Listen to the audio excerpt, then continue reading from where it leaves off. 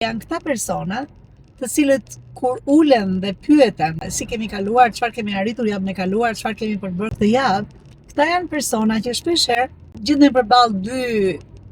qasjeve. Qasja e parë është kur ti ke përballë një CEO, i cili është duke thënë,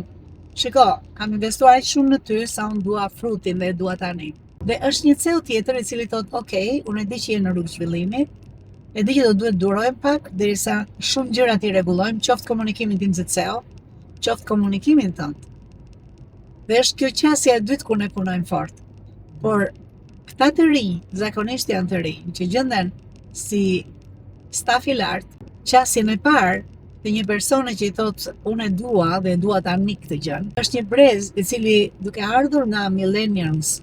apo nga gjenerata Z apo nga gjenerata Alfa, gjëja që i vret dhe i këput krahët atyre është kur ti merr një qasje ku ata nuk janë pjesëmarrës, kur ata nuk ndihen që në vendimarrje është marrë mendimi i tyre, dhe jo vetëm është marrë për të dukur sikur merret, por në vërtetësi zbatohet.